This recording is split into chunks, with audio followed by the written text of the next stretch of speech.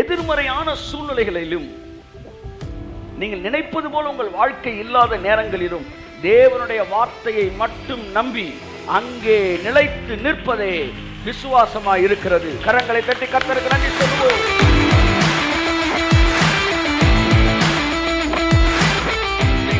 உங்க அம்மா அப்பா உங்களுக்கு கோஆபரேட் பண்ணியிருக்க மாட்டாங்க. ப்ராமிஸ்ட் லேண்டா இருக்கும், உங்களுக்கு கோஆபரேஷன் இருந்திருக்காது. உடனே அவர்கள் என்ன தவறு செய்தார்கள் என்பது அல்ல இங்க பிரசங்கம். அவர்கள் ஒத்துழைக்காவிட்டால் நீங்கள் எப்படி இருக்க வேண்டும் என்பதுதான் இங்க பிரசங்கம்.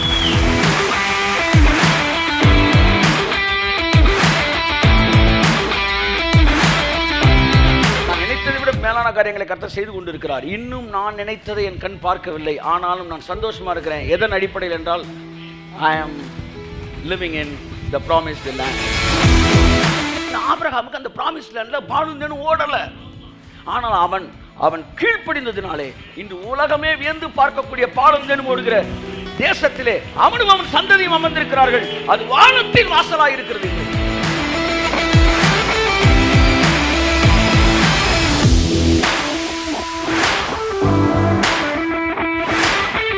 தேவன் உங்களுக்கு ஒன்று ப்ராமிஸ் பண்ணிட்டாருன்னு ஒன்று அது ரொம்ப ப்ரெஷியஸெல்லாம் இருக்காது பார்க்கறதுக்கு, ஆனால் அதுக்குள்ள ப்ரெஷியஸான விஷயம் இருக்கும். நாம் தொடர்ந்து எபிரேயர் 11ஆம் அதிகாரத்தை தியானித்து கொண்டு வருகிறோம். விசுவாசத்தை பற்றி சாதன் வரிசையில் அதுக்கு அடுத்த வசனம் எபிரேயர் 11:9 வாசிப்போம். விசுவாசத்தினாலே அவன் வாக்குத்தத்தம் பண்ணப்பட்ட தேசத்திலே பரதேசியை போல சஞ்சரித்து அந்த வாக்குத்தத்தத்திற்கு உடன் சுதந்திரராகிய ஈசாக்கோடும் யாக்கோபோடும் கூடாரங்களிலே குடியிருந்தான். வாக்குத்தத்தம் பண்ணப்பட்ட தேசத்திலே, underlined word, that is called promised land. எல்லாம் சொல்லுங்க, சத்தமா சொல்லுங்க. promised land, வாக்குத்தத்தம் பண்ணப்பட்ட தேசத்திலே ராஜாவை போல அவன் சஞ்சரிக்கவில்லை. கை தட்டுங்க ஒருத்தவருக்கு, நல்லா தட்டுங்களேன். What is faith? God promised that land to Abraham. தேவன் ஆபிரகாமுக்கு ஒரு லேண்டை ப்ராமிஸ் பண்ணாரு. தேவன் ப்ராமிஸ் பண்ணாருனால அங்க அவன் ராஜா மாதிரி இல்லை, பரதேசி மாதிரி இருந்தான். What is faith? எதிர்மறையான சூழ்நிலைகளிலும் நீங்கள் நினைப்பது போல உங்கள் வாழ்க்கை இல்லாத நேரங்களிலும் தேவனுடைய வார்த்தையை மட்டும் நம்பி அங்கே நிலைத்து நிற்பதே விசுவாசமாய் இருக்கிறது. கரங்களை தட்டி கர்த்தருக்கு நன்றி சொல்லுவோம்.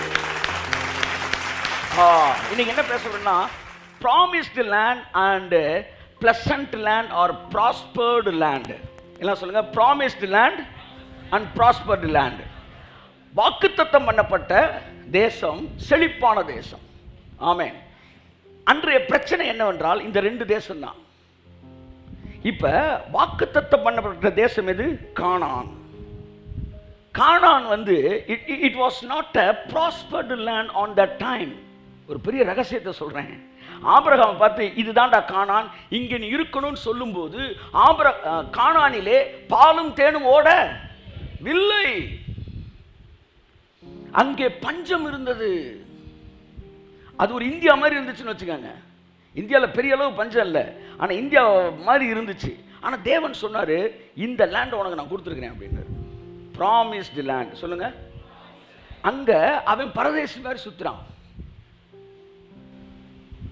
ஃபெய்த்துன்றது நீங்கள் ராஜா மாதிரி இருக்கிற இடத்துக்கு வர்றது தான். ஆனால் கரண்ட் டேஸில் நீங்கள் ராஜாவை இல்லாமல் இருக்கலாம், பரதேசி மாதிரி இருக்கலாம். ஆனால் தேவன் சொன்னார் என்பதற்காக நீங்கள் அங்கே நிற்பீர்கள் என்றால் அதுதான் விசுவாசம். நல்லா கைதட்டுங்க. ஆமென் சொல்லுங்க. ஆமென். ஒருவேளை இன்றைய சூழ்நிலையில நீங்கள் பரதேசியை போல இருக்கலாம். உங்க லைஃப்ல வந்து தேவன் சொன்ன வார்த்தைகள் நிறைவேறாத போல இருக்கலாம். ஒன்று புரிந்து கொள்ளுங்கள், உங்களைப் போல் தான் ஆபிரகாமும் இருந்தான். வாக்குத்தத்தம் பண்ணப்பட்ட தேசம். ஆனா அவன் லைஃப்ல பெரிய லெவல்ல எதையுமே என்ன செய்யல, அவனுக்கு அனுகூலமா இல்லை. அவன் அங்கு பரதேசியை போல, பரதேசி என்கிற வார்த்தைக்கு அந்நியனை போல அங்க வந்து சஞ்சரிச்சான், அந்நியனை போல இருந்தான். ஆனா தேவன் அந்த லேண்டை சொன்னாரு. ஆனா அன்றைக்கு செழிப்பா இருந்த லேண்ட் எதுனா கானான் கிடையாது. எது? எகிப்து. Egypt was the prospered land. Canaan was a dry land. இந்த ஜியோகிராபிக்கல் வேல்யூ இருக்கு பார்த்தீங்களா, இது மாறிக்கிட்டே இருக்கும், மாறிக்கிட்டே இருக்கும்.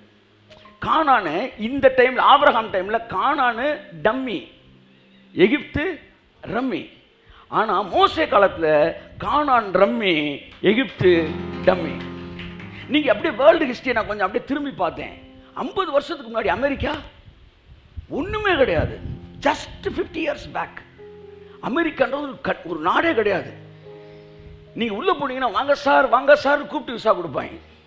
அதோட முழு வளர்ச்சியும் ஒரு 70 வருஷத்துக்குள்ளே தான், 70 இயர்ஸ்க்குள்ளே தான் இன்னைக்கு வந்து அது ஒரு பெரிய ஒரு ப்ராஸ்பர் லேண்டாக இருக்குது. 70 இயர்ஸ்க்கு முன்னாடி அமெரிக்கா இஸ் நத்திங். ஆனால் 70 இயர்ஸ்க்கு முன்னாடி Britain was a great Britain. 20 ஆனால் இப்போ பிரிட்டன் எப்படி இருக்கு? அமைதியாக இருக்கு. 20 வருஷத்துக்கு முன்னாடி Russia, just 30 years back, Russia உங்களுக்கு தெரியும், சோவியத் யூனியன். ரஷ்யா 30 வருஷத்துக்கு முன்னாடி வல்லரசு. நான் படிச்சிருக்கேன் சோவியத் யூனியன் பத்திரிக்கை. கம்யூனிசத்தை பற்றிய புத்தகங்கள் இந்தியாவுக்குள்ளே மிக சாதாரணமாக புறப்பட்டு வந்த டைமு. அங்கங்கே காரல் மார்க்ஸ் படிப்பகம் அது இதுன்னு வச்சு ஜனங்களுக்கு கம்யூனிசத்தை சொல்வதற்கு மிக வேகமாக பரவி கொண்டிருந்த நேரம் உலகத்தில் 2 மாபெரும் வல்லரசுகளாக அதில் வந்து என்ன இருந்துச்சு? ரஷ்யா இருந்தது. 30 வருஷத்துக்கு ரஷ்யா வந்து அரக்க. Who knows it? இன்னைக்கு இந்தியா அமைதியாக இருக்கு. 10 வருஷத்தில் இந்தியா ஒரு மிகப்பெரிய நாடாக இருக்கு. இந்த ஜியாகிரபிக்கல் வேல்யூ வந்து அப்படியே மேலே ஏற இறங்க, இங்கே இந்த நாடு மேலே வர இந்த நாடு கீழே இறங்க, அடுத்து கொஞ்ச நாள் அந்த நாடு கீழே இறங்க. அன்னைக்கு இந்தியாவுக்கு விசாவுக்கு போட்டி போட்டுக்கிட்டு இருப்பாங்க. ஆமேன்னு சொல்லுங்க. நீங்கள் சொல்லுங்க ஐ ஆம் இந்தியன் சிட்டிசன். இது வந்து மாறிட்டே இருந்துச்சு. இந்த ஈவெண்ட்டை ப்ராமிஸ் பண்ணார்ல ஆபிரகாம்கிட்ட, அப்போ கானான் இட் இஸ் நத்திங். ஆனால் கானானுக்குள்ள ஏகப்பட்ட செழிப்பை தேவன் மறைத்து வைத்திருந்தார். It was hidden treasure. இதுதான் புதிய ஏற்பாட்டில் வசனம் சொல்லுது. பரலோக ராஜ்யம் பூமியிலே மறைத்து வைக்கப்பட்ட பொக்கிஷத்துக்கு ஒப்பாக இருக்கிறது. கடவுள் உங்களுக்கு ஒன்று ப்ராமிஸ் பண்ணும்போது அது ட்ரை லேண்டு மாதிரி இருக்கும், ஆனால் அந்த லேண்டுக்குள்ள மிகப்பெரிய ஆசீர்வாதத்தை தேவன் வைத்திருப்பார். ஆபிரகாமுக்கு தேவன் அந்த கானானை ப்ராமிஸ் பண்ணப்ப அது ஒரு ட்ரை லேண்டாக இருந்துச்சு. பஞ்சம் வந்துச்சு. எகிப்து அவனை ஈர்த்தது. எகிப்து ஈர்த்தது. அவனே 2 முறையில் ஒரு முறை எனக்கு தெரிந்து எகிப்திடம் ஈர்க்கப்பட்டான். அதனால் அவனுடைய திருமண வாழ்க்கை கூட பாதிக்கப்பட்டது. Because of Egypt. ஒருவேளை அங்கே போகாமல் இருந்திருந்தானா வேற மாதிரி இருந்திருக்குமான்னு தெரியல. இல்லை ஜஸ்ட் போகிற போக்கில் அப்படியே சொல்லிட்டு போயிடுவேன். அப்போ அதாவது சித்தமில்லாத லேண்டுக்கு போனால் அந்த ஒய்ஃபுன்ற ஏரியாவில் கொஞ்சம் பிரச்சனை வருது போல என்னென்று. இப்போ ஆபிரகாம் என்ன செஞ்சான்? எகிப்தில் ஈர்க்கப்பட்டான். இப்போ நான் ஒன்று சொல்ல வரேன். முதலாவது நான் சொல்ல விரும்புகிற விஷயம் என்றால், தேவன் உங்களுக்கு ஒன்று ப்ராமிஸ் பண்ணிட்டாருன்னு ஒன்று அது ரொம்ப ப்ரெஷியஸெல்லாம் இருக்காது பார்க்கறதுக்கு, ஆனால் அதுக்குள்ள ப்ரெஷியஸான விஷயம் இருக்கும். ஆமென். அதுதான் பரலோக ராஜ்யம். ஒரு நிலத்தை வாங்கினாராம். இந்த நிலத்துக்கு அவ்வளோ காசு கொடுக்கணும். அப்புறம் தான் உள்ள ஸ்கேன் பண்ணி பார்த்தா உள்ள ஒரு 50 கோடி ரூபா சொத்து, 500 கோடி ரூபா சொத்து இருக்குது. அந்த நிலத்தை 5 லட்சத்துக்கு வாங்க மாட்டான், 50 லட்சத்துக்கு கேட்டுக்கிட்டு இருக்கிறான். ஆனால் உள்ள 500 கோடி ரூபா சொத்து இருக்குன்னு தெரிஞ்சுச்சோ இல்லையோ, வீட்டில் போய் இருக்கிறதெல்லாம் விற்றுட்டு 5 லட்ச ரூபா பெருமானமான லேண்டை 50 லட்ச ரூபா கொடுத்து வாங்குறான். எதுக்கு? உள்ள 500 கோடி ரூபா இருக்குது. 50 லட்ச ரூபாய்க்கு சொத்தை முடிச்சு அடுத்த நாளே ஒரு ஜேசிபியை கூட்டு வந்து தோண்ட விட்டு, புல்டோசரை கூட்டு வந்து தோண்ட விட்டு 500 கோடி சொத்தை வெளியே எடுத்து எதையெல்லாம் இவன் வித்தானோ அதையெல்லாம் திரும்ப வாங்குறான். அதுதான் மேட்ரு. எந்த ஊழியத்திற்காக, எந்த அழைப்பிற்காக என்னுடைய வாழ்க்கையில என் ஆசைகளையும் விருப்பங்களையும் நான் இழந்தேனோ அதையெல்லாம் இன்றைக்கு நான் மறுபடியும் பெறுகிறதை என்னுடைய வாழ்க்கையை நான் பார்க்கிறேன். விஷுவல் மீடியா என்னுடைய ட்ரீமு, காஸ்டியூம்ஸ் என்னுடைய ட்ரீமு. இது எல்லாம் தேவன் கூப்பிட்டப்ப இதெல்லாம் விட்டுட்டு வரியான்னு சொன்னப்ப அப்படியே விட்டு தூக்கி எறிஞ்சிட்டு வந்தோம். இதாண்ட வாழ்க்கைன்னு. ஆனால் வந்ததுக்கு அப்புறம் அவர் ஒரு புதுசாக ஒன்று சொல்லித்தரார். இப்படி ஏசுனாங்க பார்க்கவே இல்லை. பைபிளை படித்த பிறகு எதெல்லாம் நீ மிஸ் பண்ணியோ அதெல்லாம் 100 மடங்காக திருப்பி தர பைபிள் சொல்லுது. நான் சொல்லலை, பைபிள் சொல்லுது. அப்போ ப்ராமிஸ்டு லேண்ட் இங்கே இருந்துச்சு, ஆனால் அது ட்ரையாக தெரிஞ்சு. இன்னொன்று ப்ராஸ்பர்டு லேண்டு பக்கத்தில் இருந்துச்சு, எகிப்து. அப்போ ஆபிரகாம் தன் பார்வையினால் நடத்தப்படாமல் தேவனுடைய வார்த்தையினால் நடத்தப்பட்டான். இன்றைக்கு ஒன்றே ஒன்று உங்களுக்கு சொல்ல விரும்புகிறேன். Led by presence of God, led by seeing the face of God. Both are, எப்படி சொல்றது, totally it is different from each other. நம்ம நிறைய நேரங்களில் பிரசன்ஸில் நடத்தப்படுறத ஃபேஸில் நடத்தப்படுறதா நினைக்கிறோம். பிரசன்ஸில் நடத்தப்படுவது வேறு, ஃபேஸை பார்த்து நடத்தப்படுவது வேறு. நான் வந்து strong constructive word of God நீங்கள் சொல்ல போகிறேன். இப்போ இந்த ஆபிரகாம் வந்து தேவனுடைய ஃபேஸை பார்த்து நடந்தார். இப்போ 2 பேரும் பைபிளில் காட்ட போகிறேன். ஒருத்தன் பிரசன்ஸில் நடந்தவன், அவன்கிட்ட கர்த்தர் சொன்னார், என் ஃபேஸை உனக்கு நான் காட்ட மாட்டேன்னாரு. கைத்தட்டுங்க ஒரு ஆள். என் ஃபேஸை உனக்கு காட்ட மாட்டேன்னாரு. அப்படின்னா என்ன அர்த்தம்னா, ஃபேஸையே பார்க்காம வெறும் பிரசன்ஸ்லேயே நீங்கள் போகலாம். இன்னொன்று, அவர் கஷ்டப்படுறாரோ, அவர் துக்கப்படுறாரோ, இல்லை என் விருப்பத்துக்காண்டி ஒன்று செய்கிறாரோ, அல்லது அவர் விருப்பத்தின்படி செய்கிறாரோன்னு அவர் முகத்தை பார்த்து நடக்கிறது. This is the another higher level walking with God. இந்த ஆபிரகாம் அவன் ப்ராமிஸ்ட் லேண்டில் இருந்தப்ப தேவனுடைய சத்தத்தை கேட்டு நடந்தான். இப்போ இதற்கிடையிலே லோத்து, நல்லா பாருங்க, நான் என்ன சொல்ல வரேன்னா, எதிர்மறையான சூழ்நிலை உங்களை சுற்றி இருக்கும் என்றாலும் தேவன் உங்களுக்கு ஒன்று ப்ராமிஸ் பண்ணாருன்னா ஒன்று தெரிஞ்சுக்காங்க. இந்த உலகத்திலே மிகப்பெரிய பணக்கார ஒரு லேண்டில் இப்போ நீங்கள் கால் வச்சு நின்றுட்டு இருக்கீங்க. நான் ஆழமாக விசுவாசிக்கிறேன். கர்த்தர் என்னை கொண்டு போய் சோமாலியாவில் நின்றான்னாருன்னா எழுதி வச்சுக்காங்க, அடுத்த 20 வருஷத்தில் உலகத்தில் சோமாலியா ஒரு மிகப்பெரிய பணக்கார நாடு. ஆமே. ஏன்னா அதுக்குள்ள கோடிக்கணக்கான வைர சுரங்கம் இருந்திருக்கு. எனக்கு தெரியாது. தேவன் ஒரு நாளும் வறட்சியை நோக்கி நடத்துகிறவர் அல்ல. ஆனால் உங்கள் பார்வைக்கு வறட்சியாய் தெரிந்தாலும் தேவனுடைய வார்த்தையோடு இணைக்கப்பட்டு நீங்கள் அங்கே நிற்கும் போது தேவன் நம்மை ஆசீர்வதித்து உயர்த்துகிறார். என்ன உங்களுக்கு என்ன, இதன் மூலமா உங்களுக்கு என்ன ஒரு பக்தி விருத்தியை சொல்ல வரேன்னா, இன்றைக்கு நீங்கள் பரதேசியை போல சஞ்சரிக்கிறவர்களா இருந்தாலும் அதுக்காக இது காட்ஸ் லேண்ட் இல்லை.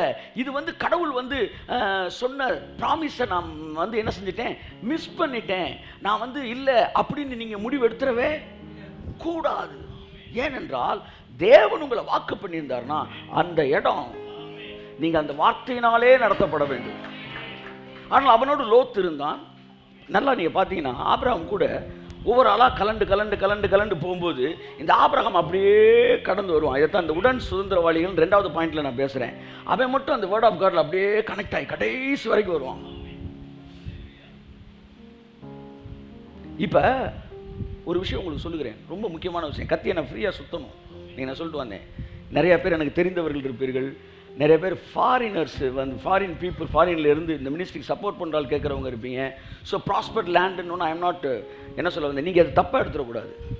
சில அதற்கென்று அழைக்கப்பட்டிருக்கிறார்கள், அங்கே இருப்பதற்கென்று அழைக்கப்பட்டிருக்கிறார்கள். நான் வாழுகிறவர்களை பற்றி இப்போ பேசவில்லை, நான் ஆளுகிறவர்களை பற்றி பேசி கொண்டிருக்கிறேன். தேவன் சிலரை வாழ்வதற்காக அழைக்கிறார், சிலரை மாத்திரம் ஆழ்வதற்காக அழைக்கிறார். நான் சர்வைவலை பற்றி இப்போ பேசலை, நான் சாதிப்பதை பற்றி பேசி கொண்டிருக்கிறேன். தனிப்பட்ட முறையில் தேவன் உங்களை அழைக்கும் போது அந்த அழைப்பு வித்தியாசமானது. சாதாரணமாக ஒரு நல்ல லேண்டில் நம்ம போய் செட்டில் ஆகிறது தவறல்ல. ஆனால் தேவனுடைய அழைப்பு என்கிற இடத்துல நான் உங்கள்கிட்ட பேச விரும்புகிறேன். யாருக்கு பேச விரும்புனா, பொதுவாக தேவன் என்கிட்ட ஒன்று சொன்னார் சார், ஆனால் சொன்ன மாதிரி இல்லை சார். தேவன் ஒரு ஊழியத்தை தொடங்க சொன்னார் சார், ஆனால் அவர் சொன்ன அளவுக்கு எனக்கு வரவேற்பாங்க இல்லை சார். ஒரு கடையை தொடங்க சொன்னார் சார், அவர் சொன்ன மாதிரி எனக்கு வரவேற்பு இல்லை சார். தேவன் ஆபிரகாம் ஒரு இடத்துக்கு போக சொன்னார் சார், ஆனால் அவன் பரதேசி மாதிரி தான் சார் இருந்தான். ஆனால் எந்த தேசத்தை அவன் கால் மிதிச்சானோ அதே தேசத்தை தாவீது, சாலமோன், சவுல் என்கிற இஸ்ரவேலர் ராஜாக்களாய் ஆட்சி செய்தார்கள் அந்த தேசத்தை. கரங்களை தட்டி கர்த்தருக்கு நன்றி சொல்லுவோம்.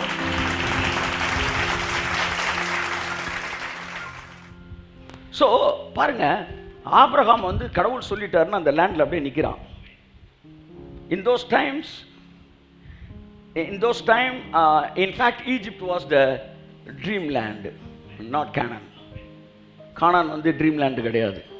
அப்போ தேவன் ப்ராமிஸ் பண்ணும்போது எல்லாருக்கும் ட்ரீமாக இருக்கிறவனை ப்ராமிஸ் பண்ணலை, எல்லாராலும் ஒதுக்கப்பட்ட ஒன்றை தான் ப்ராமிஸ் பண்ணுறாரு. ஆனால் அவருக்கு மட்டும்தான் தெரியுது இந்த எகிப்தை விட மிகப்பெரிய பணம்லாம், சொத்து, மிகப்பெரிய சுரங்கங்கள் இந்த கானானுக்குள்ளே இருக்குன்னு. அது மோசே காலத்தில் நிறைவேறுது. மோசே காலத்தில் எது ட்ரீம்லேண்ட்னா, எதை ஆபிரகாமுக்கு ப்ராமிஸ் பண்ணாரோ அது ட்ரீம்லேண்டு. அதனால நீங்கள் வந்து ஐயோ நான் ஒரு ட்ரை லேண்டில் இருக்கேன்னு சொல்லாதீங்க. நீங்கள் அநேகருக்கு ட்ரீம் லேண்ட் ஆக போகிற ஒரு லேண்டில் நீங்கள் இருக்கிறீங்க. இப்போ நான் லேண்டுன்னு சொல்கிறது லிட்ரலாக இந்த லேண்ட் இல்லை. நான் லேண்டுன்னு சொல்றது லிட்ரலான லேண்டாக இருக்கலாம், இல்லை தேவன் உங்களுக்கு சொன்ன ஊழியமாக இருக்கலாம், சொன்ன கிராமமாக இருக்கலாம், அல்லது உங்களுக்கு சொன்ன வியாபாரமாக இருக்கலாம், அது தேவன் கொடுத்த மனைவியாக இருக்கலாம், தேவன் கொடுத்த கணவராக இருக்கலாம். உங்களை பார்க்குறதுக்கு ட்ரை மாதிரி தெரியும், ஆனால் அதுக்குள்ளே தான் ஹிடன் ட்ரெஷரை தேவன் உங்களுக்காக வைத்திருக்கிறார். நீங்கள் பரதேசியை போல சுற்றி திரிந்தாலும் நீங்கள் ப்ராமிஸ்ட் லேண்டில் இருக்கீங்க. அதுதான் முக்கியம். ஆமென் சொல்லுங்கள். என் அன்புக்குரியவர்களே, ஆதியாம் 12:9 வாசிங்க. இந்த 9:10 வாசிங்க. அதன் பின் ஆபிராம் புறப்பட்டு தெற்கே பிரயாணம் பண்ணி கொண்டு போனான். அத்தேசத்திலே பஞ்சம் உண்டாயிற்று. பாத்தீங்களா, கானான் வந்து அப்பெல்லாம் பயங்கர செழிப்பான தேசமே கிடையாது. கானான் செழிப்பா இல்லையா? மோசே காலத்துல செழிப்பா இருந்துச்சு, ஆபிரகாம் காலத்துல பஞ்சம். நான் சொல்லவா, யாக்கோப் எங்க இருந்தான்? அது தெரிஞ்சா நான் எங்கே வந்து உட்காந்துருக்கேன். இதுக்கு தான் 3 வரிசைக்கு வர்றதில்லைன்னு. யாக்கோப் எங்கே இருந்தான்? கானானில் இருந்தான். ஆனால் கானானில் என்ன இருந்துச்சு? பஞ்சம் இருந்துச்சு. ஈசாக்கு எங்கே இருந்தான்? கானானில் இருந்தான். ஈசா காலத்துலேயும் கானானில் என்ன இருந்துச்சு? பஞ்சம் இருந்துச்சு. ஆபிரகாம் எங்கே இருந்தார்? கானானில். ஆபிரகாம் காலத்தில் கானானில் என்ன இருந்துச்சு? அப்போ யாக்கோபு காலத்தில் பஞ்சம் இருந்துச்சு. யோசேப் காலத்தில் பஞ்சம் தான் இருந்துச்சு. எங்கே தான் செழிப்பு இருந்துச்சு? எகிப்தில் தான் இருந்துச்சு. அப்படியே ட்ரெண்டை மாத்துறாரு பாருங்க கர்த்தர். கைத்தட்டுங்க ஒருத்தவருக்கு. மோசே காலத்தில் இவங்க ஈஜிப்டுக்கு வந்தாலும் திரும்ப ஈஜிப்ட்லேருந்து எங்கே போகிறாங்க? கானான ப்ராமிஸ் லேண்டாக மாத்துறாரு. திரும்ப என்ன சொல்கிறாரு? இப்பொழுது உங்களை நான் பாலும் தேனும் ஓடுகிற கானான் தேசத்துக்கு அழைத்து செல்ல போகிறேன்றாரு. இடையில இந்த 400 வருஷத்தில் கானான் இப்போ உலக வல்லரசு இடத்துக்கு வந்துருச்சாரு.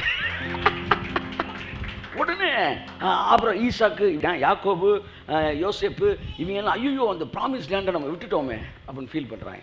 அகைன் இவங்க திரும்ப ஒரு ஜேர்னி எடுத்து ஒரு 430 வருஷம் கழித்து எங்கே போகிறாங்க? ப்ராமிஸ் லேண்டுக்கு போகிறாங்க. இதுக்கெல்லாம் முன்னாடி அந்த லேண்டில் அவன் இருந்தப்போ அது அவ்வளோ செழிப்பாக இல்லை, பஞ்சம் தான் அடுத்தடுத்து வந்துக்கிட்டே இருந்துச்சு. இப்போ நீ கண்ணில் பார்க்குற உங்களுடைய பார்ட்னராக இருக்கலாம், உங்கள் தொழிலாக இருக்கலாம், வாட் எவர் இட் மேபி, பார்க்க ஒரு மாதிரி ட்ரெயின் நினைக்காங்க, உள்ளுக்குள்ளே ஏகப்பட்ட விஷயம் இருக்கும். ஆமேன்னு சொல்லுங்கள். ஆமே. நீ உட்காந்துக்கிட்டு இருக்க சர்ச்சு மேலே இருக்க கூரையும் சுற்றி இருக்கிறதும் இன்னைக்கு பார்க்குறதுக்கு ட்ரையாக தெரியலாம், ஆனால் நாளைக்கு பாலும் தேனும். அங்கே வரேன் நான். இப்போ இங்கே என்னை சந்தோஷப்படுத்துவது எது? AC or something else. இந்த மேலே இருக்க false ceiling, no no no, இதெல்லாம் ஃபால்ஸு. எது இங்கே என்ன சந்தோஷப்படுத்துறதுனா, I am standing on the promised land. கையை தட்டு. ஆமென். தட் இஸ் என்ன சொல்ல, my pleasure. That is my pleasure. அப்போ நான் இங்கே இருக்கும்போது கூரை தெரியல, எனக்கு பில்டிங் தெரியல, எனக்கு வெதர் தெரியல, எனக்கு வந்து கார்பெட்டுக்கு கிழிஞ்சிருக்கு தெரியல, எதுவுமே எனக்கு தெரியல. எனக்கு ப்ராமிஸ்டு லேண்டில் நிற்கிறோம், அது மட்டும் தெரியுது. You also must be connected with the promise of God. You should not be led by your eyes but by the promise. Amen. அந்த ப்ராமிஸ் வந்து ப்ராமிஸ் தான். ஆனால் ப்ராமிஸ் வாங்குறப்ப அந்த ப்ராமிஸ் லேண்ட் அந்த அளவுக்கு செழிப்பா தெரியாது. ஆனால் ஒன்று தெரிஞ்சுக்காங்க, இதுதான் என்னுடைய promise land. I will not be led by my sight. இப்போ ஆபிரகாமுக்கு எகிப்து மேலே ஒரு ஈர்ப்பாகி இடையில என்ன செய்கிறாரு? போகிறாரு, திரும்ப அங்கேருந்து வர்றாரு, வந்து திரும்ப பழைய இடத்துக்கே வந்துடுறாரு. இப்போ லோத்து என்ன செய்கிறாப்புல, வந்து இவரை விட்டு என்ன செய்கிறான்? பிரிஞ்சு போகிறாப்புல. இப்போ பிரிஞ்சு போகும்போது எதுக்கு இதை சொல்ல வரேன்னா, சுற்றி இருக்கிற எல்லா ஏரியாவுமே நல்லா தான் இருக்கு. ஆதியாம் 13:10 வாசிப்போம். அப்பொழுது லோத்து தன் கண்களை ஏறெடுத்து பார்த்து யோர்தான் நதிக்கு அருகான சமபூமி முழுவதும் நீர்வளம் பொருந்தினதாய் இருக்க கண்டான். கர்த்தர் சோதோமையும் கொமோராவையும் அழிக்கும் முன்னே சோவாருக்கு போகும் வழி மட்டும் அது கர்த்தருடைய தோட்டத்தை போலவும். சோதோம் கொமோரா வந்து இப்போ எதை சூஸ் பண்ணலாம், நம்ம 2 பேர் பிரிவோம் அப்படின்னு சொல்லும்போது பைபிள் சொல்லுது, அது முதல் அவர்கள் இருவரும் ஒருவரை விட்டு ஒருவர் பிரிந்தார்கள். அப்போ தான் இங்கே செப்பரேட் ஆகுறாங்க. அப்போ செப்பரேட் ஆகும்போது லோத் என்ன சூஸ் பண்ணுறான்னா, அந்த சோதோம் கொமோரா பார்க்குறான், பார்த்து இட்ஸ் அ பெஸ்ட் லேண்ட் அப்படின்றான். ஏன்னா பைபிள் சொல்லுது அது ஏதேனை போலவே இருந்தது. ஆச்சா, கொஞ்சம் யோசிங்க. அவனுக்கு இருக்க அந்த 2 கண்ணு தானே ஆபிரகாமுக்கு இருந்திருக்கும். இல்லை ஆபிரகாம் கண்ணு தெரியாத குருடனா இருந்தானா? He knows all the blessings and pleasures of that land. ஆனா சோதோம் கொமோராவை லோத்து பார்த்தது போல ஆபிரகாம் என்ன செய்யல? பார்க்கல. நான் உங்களை சொல்றேன், you must be led by the promise. That is a sign of a mature Christian. ரெண்டு வேலை உங்களுக்கு முன்னாடி வருது. ஒரு வேலையில் 25,000 சம்பளம் தராய், இன்னொரு வேலையில் 60,000 சம்பளம் Terai. If God says to you, this is the promised land ன்னு 25,000 சொன்னார்னா 50,000 வேலையை தூக்கி எறிஞ்சிட்டு அந்த 25,000 வேலைக்கு நான் கடந்து செல்வேன் என்றால் எழுதி வைத்துக் கொள்ளுங்கள், அந்த கம்பெனியில நான் மிகப்பெரிய பதவியில உயர் பதவியில் உட்கார போறேன்னு அர்த்தம். Promised land எப்பவுமே உங்களுக்கு ப்ராஸ்பர் லேண்டா இருக்க வேண்டிய அவசியம் இல்லை. அங்க ப்ராஸ்பெரிட்டி என்னன்னா அந்த ப்ராமிஸ் தான் ப்ராஸ்பெரிட்டி. கையை தட்டுங்க. ஆமென். அங்க God is the prosperity, His presence is the prosperity, His face is the prosperity. அப்ப அதை நோக்கி நாம் கடந்து செல்ல வேண்டிய. இன்னைக்கு எல்லாரும் நான் சொல்றேன், நான் நிறைய ப்ராஸ்பெரிட்டி பேசுறாரு. I want to make you to walk in balance.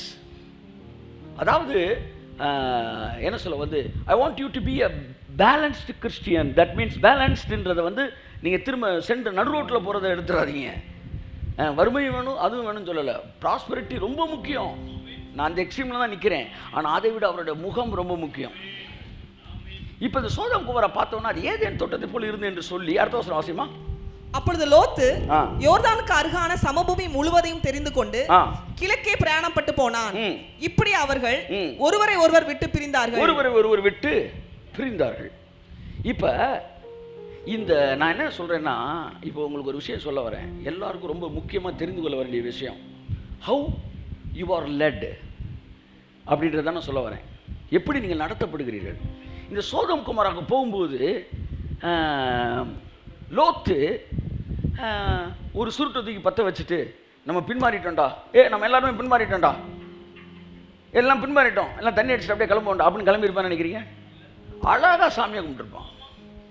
மகா இரக்கமும் கிருபையும் உள்ள எங்கள் அன்பின் பிதாவே அப்படிதான் கிளம்பியிருப்பான். நான் என்ன சொல்ல வரேன்னா, உங்களுடைய வேலையில், உங்களுடைய லேண்டில், உங்களுடைய மினிஸ்ட்ரியில், நீங்கள் சூஸ் பண்ண போகிற லைஃப் பார்ட்னரில் எல்லாத்துலேயுமே உங்களுக்கு விருப்பமானதை நீங்கள் ஜெபத்தோடு செய்ய முடியும். நீங்கள் பேக் ஸ்லைடிங்னா என்ன தெரியுமா நினைக்கிறீங்க? இந்த சினிமா தேட்டரில் தண்ணியை போட்டு படுத்து கிடக்குறான்ல, டாஸ்மாக் முன்னாடி யோகா பண்ணுறான்ல, அவனை தான் பேக் ஸ்லைடின்னு நினைக்கிறீங்க. மிகப்பெரிய ஊழியர்கள் எல்லாம் பேக் ஸ்லைடிங் எதை தெரியுமா?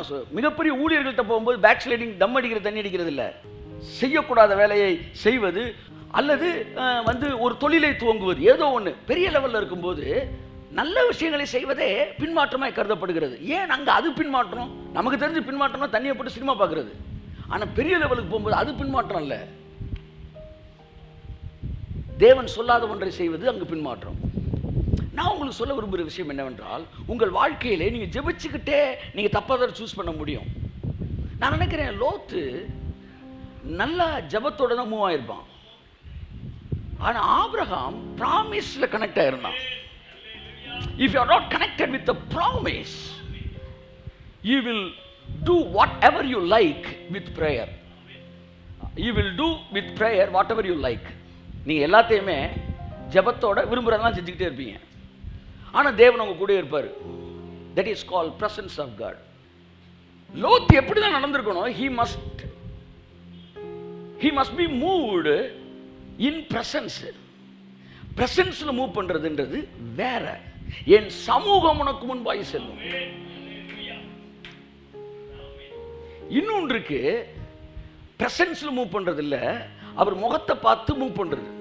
இப்ப நான் புரியுற மாதிரி சொல்லவா? நீங்க இங்க போயே ஆகணும்ன்றீங்க, என்னை இங்க கூட்டிட்டு போகணும், ஐஸ்கிரீம் பார் கூட்டிட்டு போகணுன்றீங்க. கையில காசு இல்லைன்றாரு உங்க அப்பா. இல்லை போகணும் அடம் பிடிச்ச உடனே பக்கத்து வீட்டில் ஒரு 200 ரூபா கடனை வாங்கிட்டு உங்களை கூட்டு போறாரு. கூட்டு போகும்போது துக்கத்தோடு உங்களை கூட்டு போறாரு. நீங்கள் அவர் பின்னாடி கையை பிடிச்சிட்டு சின்ன பையனாக இருக்கீங்க, அவர் மோதி அவர் கூட நடந்துட்டு போறீங்க. உங்களை பொறுத்தவரை உங்கள் அப்பா கூட தான் இருக்கிறாரு. அவர் முதுகு தான் பார்க்குறீங்க, எதை பார்க்கல? முகத்தை பார்க்கல. அப்பா கூடயே இருக்காருன்னு போயிட்டே இருக்கிறீங்க. ஆனால் அவர் முகம் துக்கத்தோடு இருக்கலாம், ஆனால் அவர் பிரசன்ஸ் உங்கள் கூட இருந்துக்கிட்டே இருக்கு.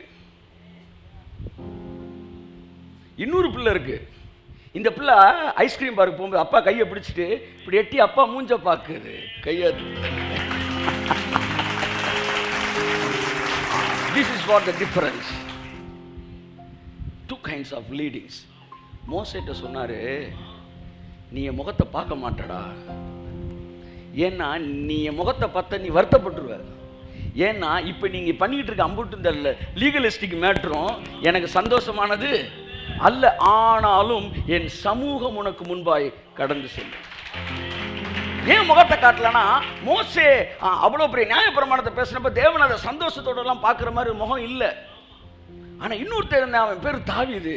அவன் சொல்கிறான், வேதனை உண்டாக்கத்தக்க வழி என்னிடத்தில் உண்டோ என்று பார்த்து உங்களை கஷ்டப்படுத்துகிற மாதிரி எதுவும் என்கிட்ட இருந்தால் அதை பார்த்து அதை விட்டுட்டு நித்திய வழியிலே என்னை நடத்தி வரணுன்றான். நான் உங்கள்கிட்ட கேட்குறேன், நீங்கள் ப்ரெசன்ஸில் மூவ் பண்ணுறீங்களா, ஃபேஸ் பார்த்து மூவ் பண்ணுறீங்களா?